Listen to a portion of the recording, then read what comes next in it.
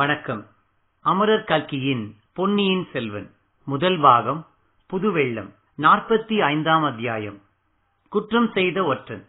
அதிகாலை.com-உம் HDF ரேடியோவும் வழங்கும் குற்றம் செய்த ஒற்றன்.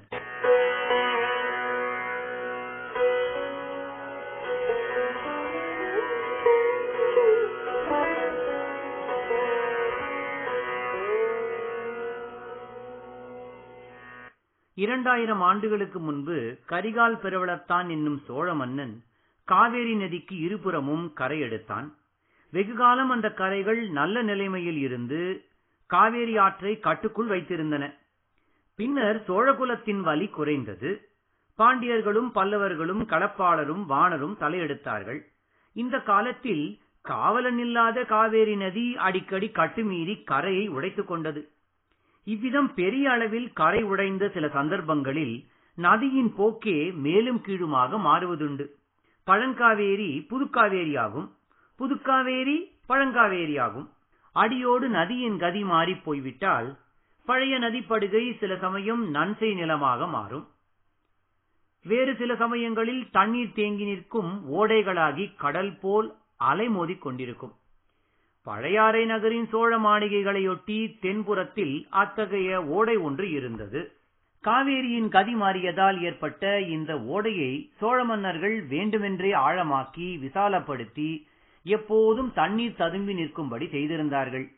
அரண்மனைகளுக்கும் முக்கியமாக அந்தப்புறங்களுக்கும் இந்த விசாலமான நீர் ஓடை ஒரு நல்ல பாதுகாப்பாக இருந்தது. அந்த வழியில் யாரும் எளிதில் வந்துவிட முடியாது. அரண்மனையோடு நெருங்கிய தொடர்புள்ளவர்கள்தான் படகில் ஏறி வரலாம். அரண்மனை அந்தப்புறங்களின் அழகிய உத்தியானவனங்கள் இந்த நீரோடையை ஒட்டி அமைந்திருந்தன.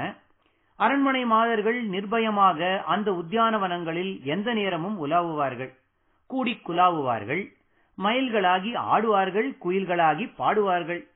சில சமயம் ஓடையில் இறங்கி நீராடுவார்கள், ஓடையில் ஓடமோட்டியும் விளையாடுவார்கள். சோழர் குலத்தில் ஓர் அரசர் காலமாகி இன்னொருவர் பட்டத்துக்கு வரும்போது புதிய அரண்மனை கட்டிக் கொள்வதுண்டு. பழைய அரண்மனையில் காலமான மன்னரின் ராணிகளும் மற்ற பிள்ளைகளும் வசிப்பார்கள். பழையாறை அரண்மனைகளில் செம்பியன் மாதேவியின் அரண்மனைக்கு அடுத்தபடியாக குந்தவை பிராட்டியின் மாளிகை அழகிலும் கம்பீரத்திலும் சிறந்து விளங்கியது. அது சுந்தர சோழர் வசித்த அரண்மனை அல்லவா? அவர் தஞ்சை சென்ற பிறகு குந்தவை அந்த அரண்மனையின் எஜமானியாக விளங்கினாள்.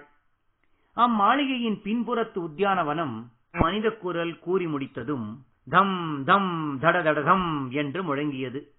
குந்தவை தேவியின் திருமேனி ஏனோ நடுங்கியது. அச்சமயம் தாதி ஒருத்தி வந்து தேவி, ஆழ்வார்க்கடியான் என்னும் வீர வைஷ்ணவர் தங்களை பார்க்க வந்திருக்கிறார். ஏதோ அவசர காரியமாம் என்றாள். இதோ வந்துவிட்டேன் என்று சொல்லிவிட்டு குந்தவை கொடி ஊஞ்சலில் இருந்து இறங்கிச் சென்றாள். இத்துடன் 45ஆம் அத்தியாயம் நிறைவு பெறுகிறது. மீண்டும் அடுத்த அத்தியாயத்தில் சந்திக்கும் வரை உங்களிடம் இருந்து விடைபெறுவது சான் பிரான்சிஸ்கோ பே ஏரியாவில் இருந்து ஸ்ரீ. நன்றி, வணக்கம்.